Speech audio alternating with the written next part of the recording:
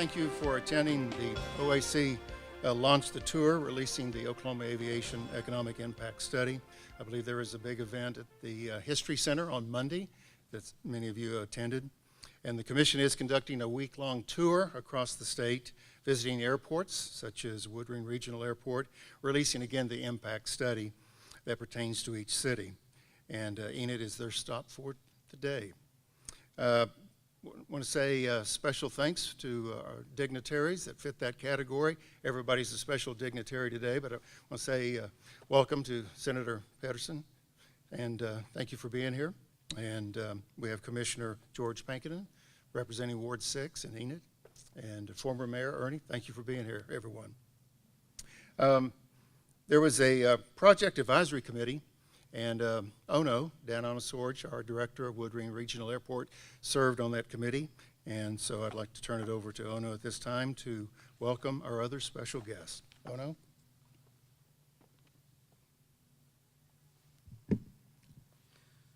Thanks, Steve.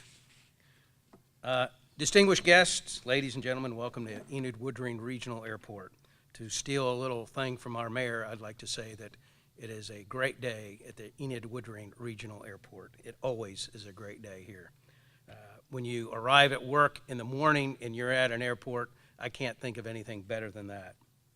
But as many of you know, Vance pilots make use of Woodring quite a bit.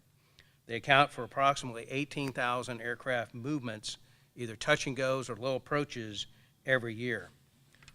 They fly approximately 5,000 instrument approaches, and last year they purchased 174,000 gallons of jet fuel. At the end of the day, you could say we support each other quite well. And as a matter of interest, because of our close partnership, the one that we've had for many, many years, we could not have justified the need for this joint use hangar, the apron behind us, and the 8,000-foot long runway that we now enjoy. All those benefit both Vance and the city of Enid. And these are just a few of the tangible examples of how the presence of Vance Air Force Base has had a positive influence on the city of Enid and the Woodring Regional Airport. Okay. Mine were going to be short, and they are short.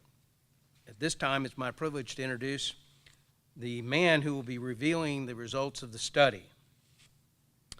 Vic Bird has been the director of Oklahoma Aeronautics Commission since 2002.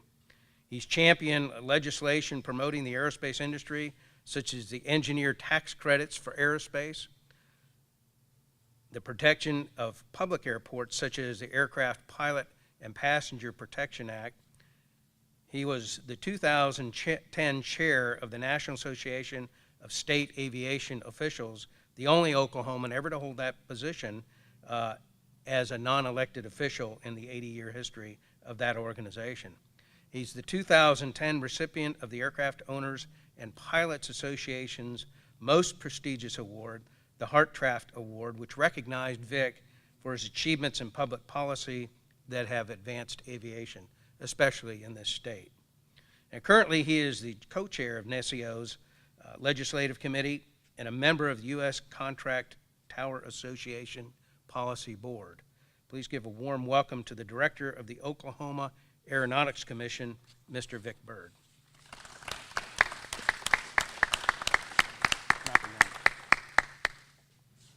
Colonel, I think it's a great day for flying. You got that right. Great day at Woodring and great day up here in northwestern Oklahoma. I'm really happy to be here. I love that you all have a lot of light here. I can see when I got up to, my age is catching up with me, and I know if there's any reflections off the top of my head, just ignore them. I got up in Tulsa and I started to give my speech, and there were no lights and I couldn't see. And I couldn't find my reading glasses, so it was an awkward moment. Now let's see, we got Senator Pedersen, but oh no, you forgot to we got young Glenn Campbell right back here in the back row. Your own Glenn Campbell right back here. Come on, Caleb, show him. I told him he's going to go on the road and make some extra revenue for the airport.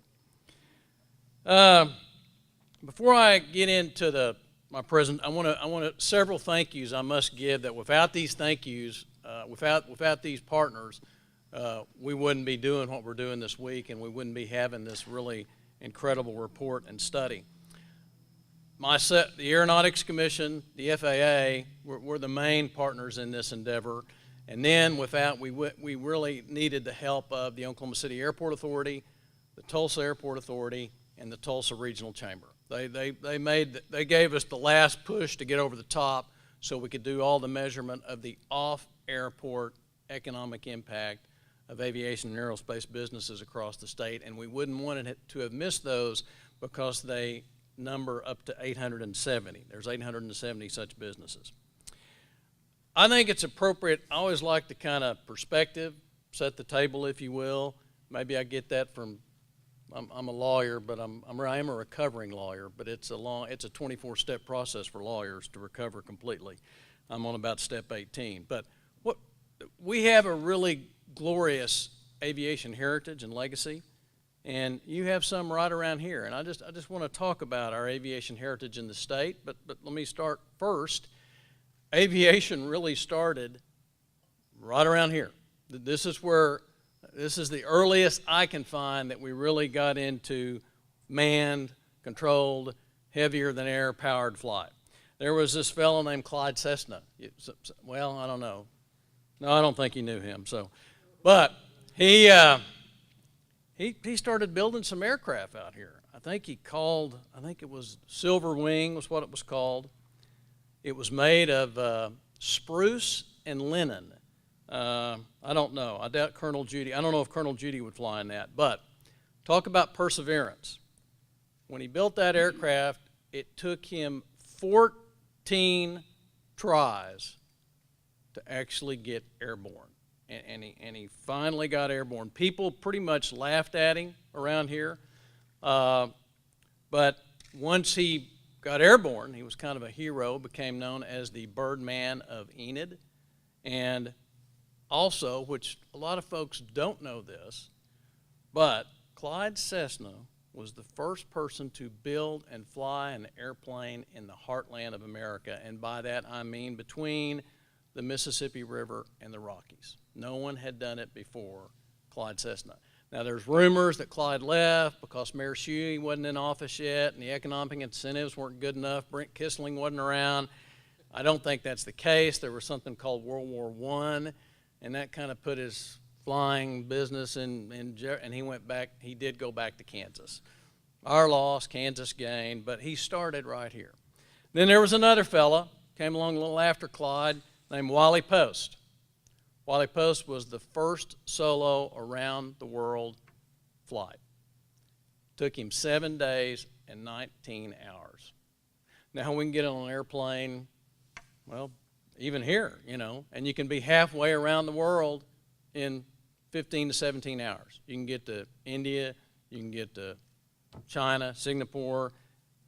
Took Wiley 7 days and 19 hours to get around the world. Wiley also invented one of the first pressurized suit, and he used that to invent the jet stream.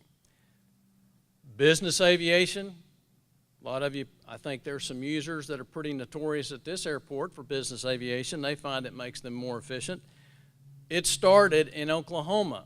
There was a couple of fellows named, well, I'll start off with one. Frank Phillips, we know, as a matter of fact, used Wally Post to get him out to the oil fields faster. It was a lot quicker than a car. And then there was another fellow, I'm pretty sure used aircraft too. I won't say I've found evidence of this, but I think a gentleman named Champlin, who I think is from this area, they all, once those oilies started, they found a tool of business that made them more efficient. They all started using it. We know W.G. Skelly used it, so I'm kind of thinking that Mr. Champlin probably used aircraft as well, and we still see that continues today. You have people that come into this airport. Grondock is based here, uses it. Advanced Pierre Foods. Coke comes in an aircraft occasionally, and Ono assures me that it's not a little Cessna. So that's good. That's good for Enid. That's good for Enid Woodring. Two of the first commercial airlines were founded right here in Oklahoma. The first Southwest Air Fast Express by another oilie, a guy named Earl Halliburton. You probably heard that name.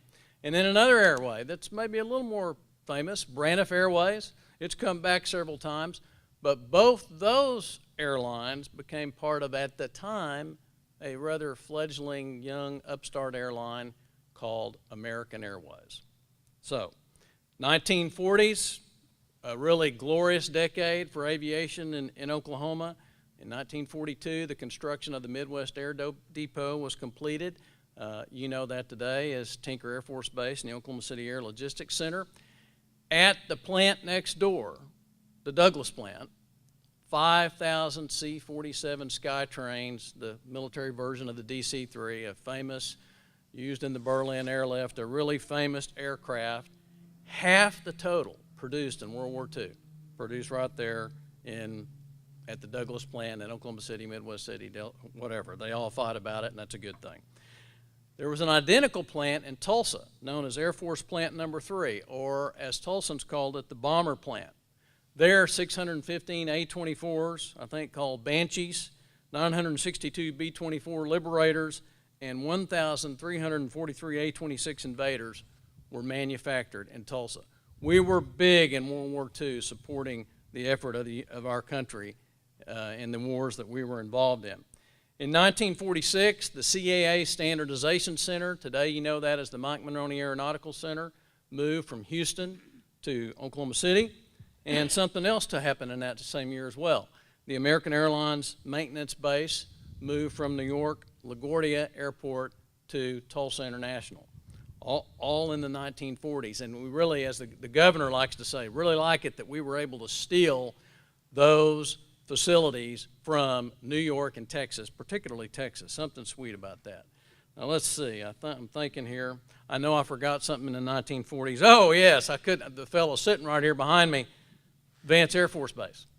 Started in 1941. It had two names, interestingly enough. The Air Corps Basic Flying School and the Enid Army Flying School. You'll have to explain that to me, Colonel, but you know, maybe several names are good. You can be in disguise sometime. Then that became Enid Air Force Base before it became Vance, and it was named after a Medal of Honor recipient in World War II, Colonel Leon Vance. We're one of the 7 centers for MRO in the world. There's 7 centers. When I say MRO, what do I mean by that? I mean the business that Mickey Stowers, sitting back there, is involved in.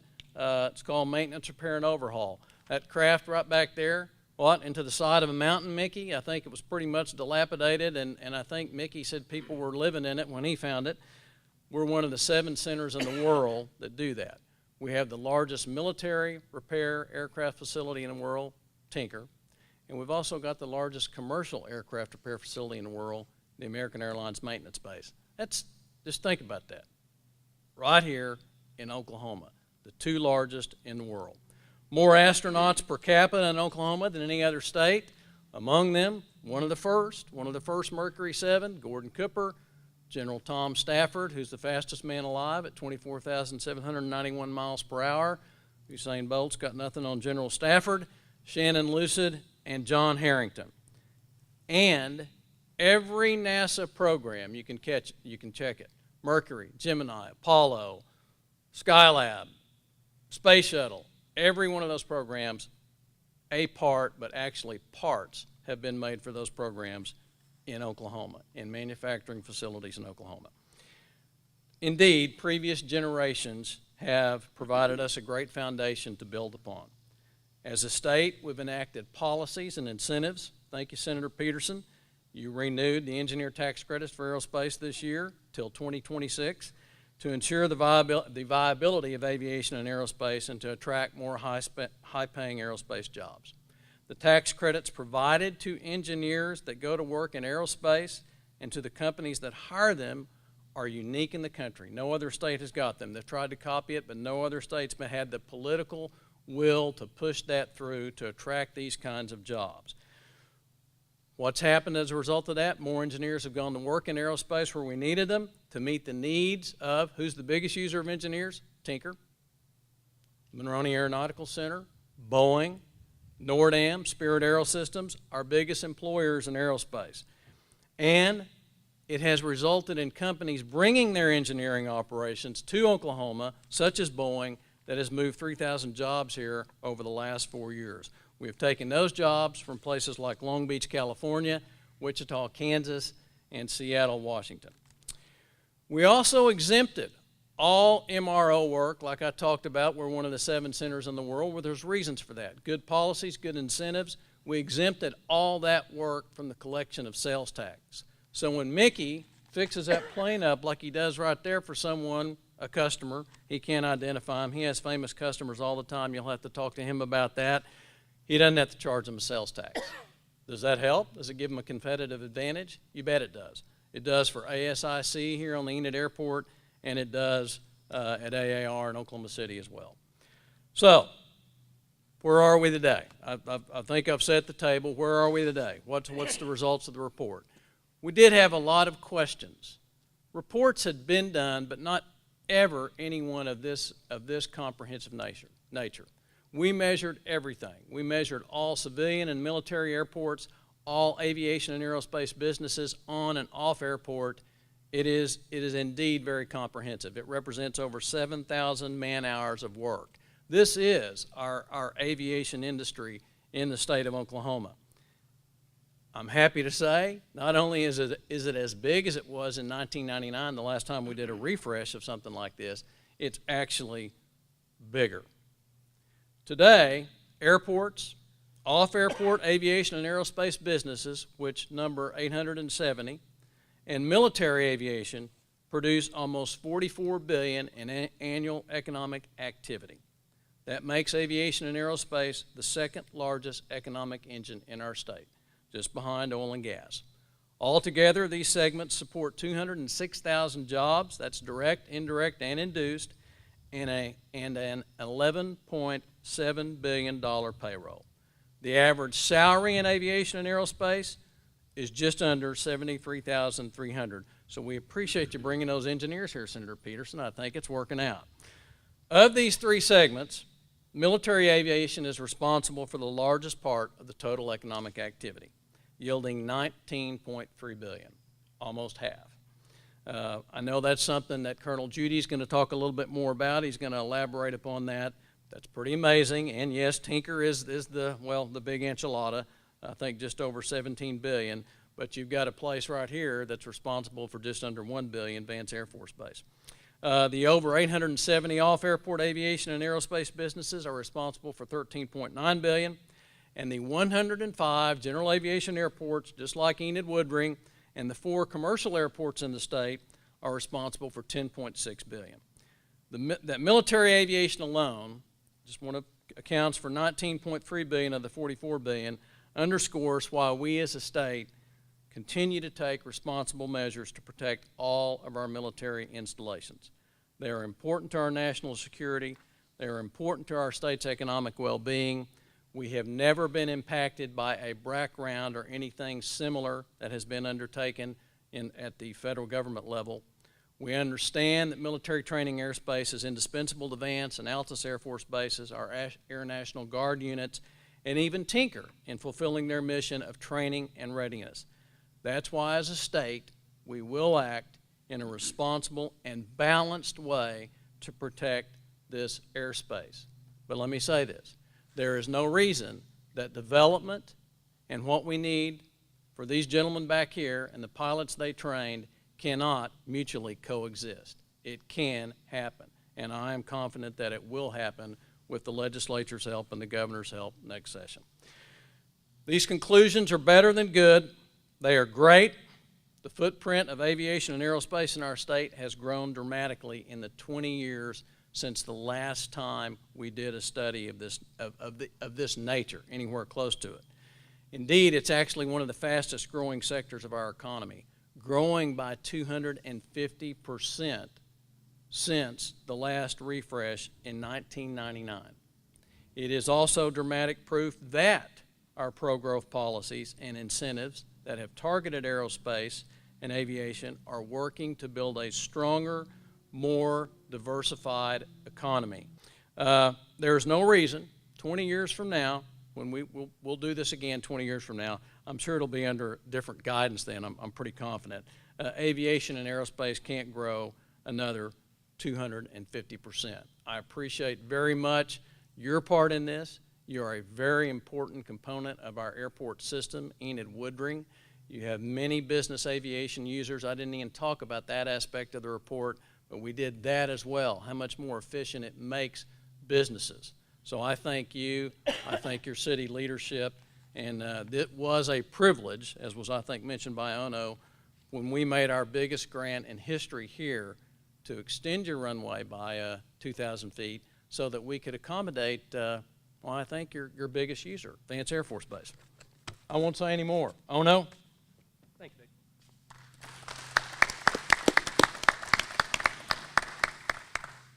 Okay, now we'd like to hear from Colonel Darrell, AKA Judge Judy, the commander of 71st Flying Training Wing at Vance Air Force Base.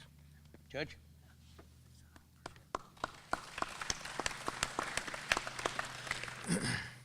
Well, good morning, Senator, Commissioner, Mayor, Ono, Vic, audience. Thanks for having me here. I tell you, it's a privilege to be here, and quite frankly, it is a privilege for as Vance Air Force Base to partner with the Garfield County and all of Northwest Oklahoma as we continue to accomplish our mission of developing airmen, delivering world-class pilots, and deploying combat-ready warriors. Since 1941, the City of Enid and the surrounding communities have graciously and continuously provided resources to support our mission, and through those efforts, we've been able to graduate over 33,500 pilots out of Vance Air Force Base. And we really look forward to maintaining and growing that relationship for the items that we've mentioned here, great relationship between us, Woodring, and the City of Enid, because we're going to continue to produce the world's best aviators and air traffic controllers for our Air Force, because we need to continue doing that. So my remarks are short, but I thank you for the opportunity to speak and address you this morning. Thank you. Thank you, Your Honor. It's now my privilege to ask our beloved mayor to come up and speak with us. The mayor of the great city of Enid, Mr. Bill Shuey. Bill?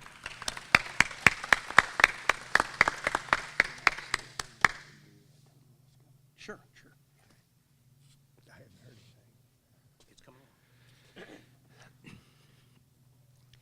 You've probably heard somebody say that it's another great day in Enid, Oklahoma. Look outside.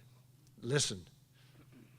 Sun shining, very little wind, and airplanes humming.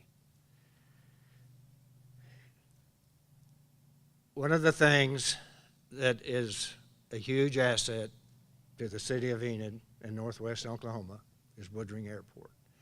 Woodring Airport does its job.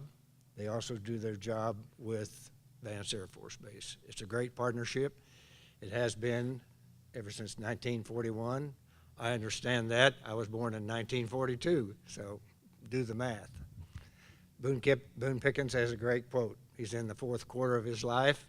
I'm probably there too, but I enjoy Enid, Oklahoma. Enid has been good to our family, and the asset that we have here is not going to do anything but get better.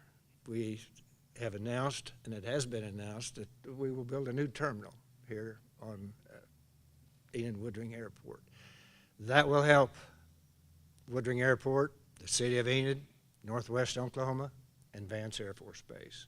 Vance Air Force Base will be able to have a debriefing room or briefing room, as they right now use a real small room in the main terminal. So you will see a new terminal in the future, and the existing terminal will probably be demolished.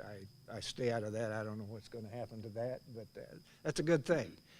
We have a great benefactor that has helped with a huge donation, and we will get funds from the Oklahoma Aeronautics Commission, which we appreciate. Really? Yeah. I think you're right, Mayor. Hey, don't back out on us. That's the Enid account. We have Yeah. an account specially set up. And we know how to draw the money out of that, Vic. We'll do I know better. you do. You're good. We'll do You're very one of our well with best. that. We hold you up as an example. That will only make us stronger and a better place to live. Thank you for being here. Again, it is a great day in Enid, Oklahoma. Enjoy the day. Thank you.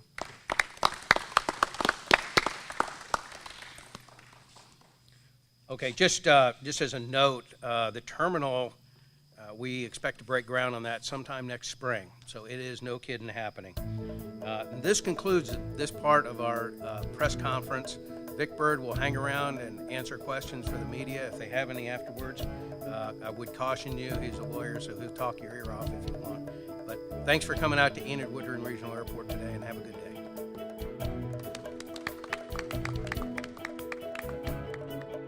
If you would, in just kind of a summary, you shared with us a few moments ago a lot of the financial or the economic returns on that impact study. Can you just kind of summarize what the study tells you as director of Oklahoma Aeronautics? Well, I think it's, for me, it's pretty easy. I actually can say it, I think, rather succinctly, that last time we did the study or anything similar to it was 1999. Then we found that the economic output was $12.4 billion. So fast forward 18 years, and we've been doing this about the last year and a half, so the data is probably from 16 by and large.